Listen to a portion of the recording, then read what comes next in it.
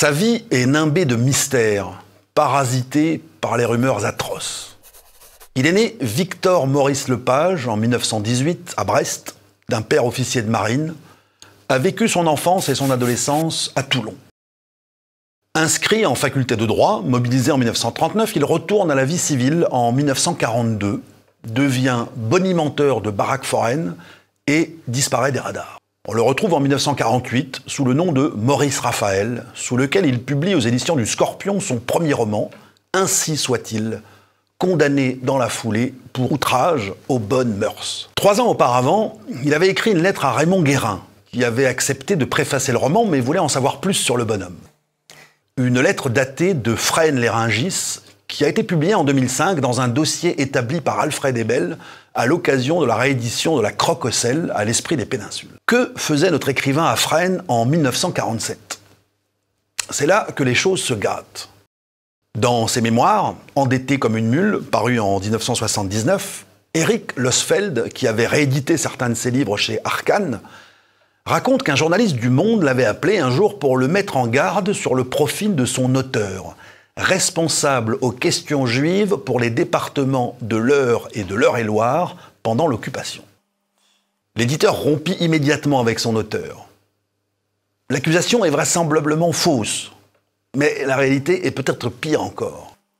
Selon le grand connaisseur de littérature populaire qu'était Franck Évrard, après avoir milité à gauche, Lepage suivit Doriot, devint chef des jeunesses PPF, collabora à l'Émancipation nationale, l'organe du parti, avant d'adhérer au chantier de jeunesse en 1940.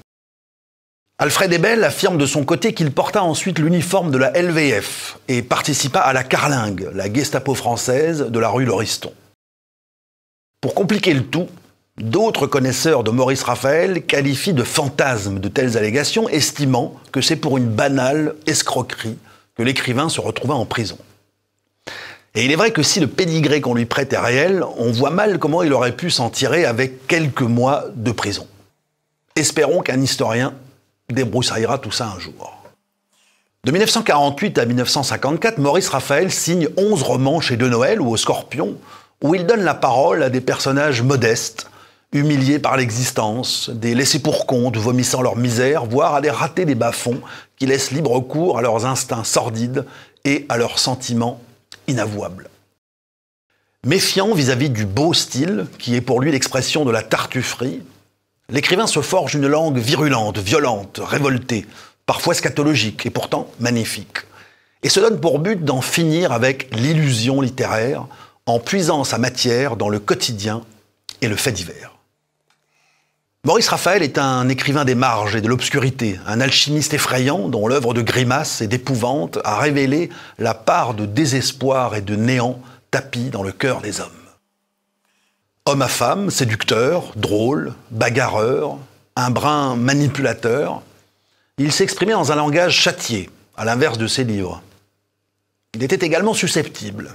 Alain Page, qui l'a connu, raconte qu'un soir, refusé d'accès par le portier du club Saint-Germain, il rentra chez lui chercher des grenades et menaça de tout faire sauter. Le patron du Flore, appelé à la rescousse, calma le jeu.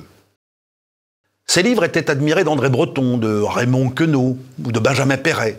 Mais le succès commercial n'était pas au rendez-vous et Raphaël voulait vendre. En 1954, il change son braquet d'épaule et entame une carrière d'écrivain populaire pour la Série Noire et les presses de la Cité, publiant une 50aine de livres, principalement signés Ange Bastiani. L'écrivain méprisait le roman noir, mais il excelle dans le genre en évitant le piège du jargon du milieu à la Simonin et en forgeant sa propre langue qui puise où elle veut. Panique au paradis, Les souris valseuses, Le pain des Jules ou Arrête ton char, Bénure sont de grandes réussites dans le genre. Elles n'ont pourtant rien à voir avec Feu et Flamme, réédité il y a quelques années par les éditions Finitude.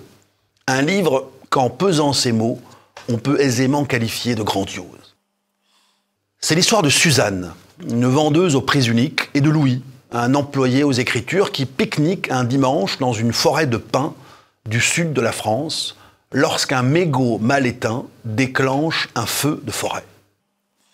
Les vélos sur l'épaule, ils s'en vont à travers la broussaille à la recherche de la route, soucieux de ne pas abandonner les bicyclettes achetées à crédit. Mais le Mistral se lève bientôt et le feu les poursuit. La tension monte avec la peur et l'angoisse et le roman bascule dans l'horreur morale. Car le feu agit comme un révélateur, mettant à nu l'âme des jeunes mariés qui vont se déchirer, se reprocher leur vie de misère, mais aussi se raccrocher l'un à l'autre dans une panique sentimentale d'une vérité inouïe. À travers le feu, c'est l'épouvante de leur vie minable et sans issue qui leur saute au visage. Ce serait un crime de dévoiler la fin.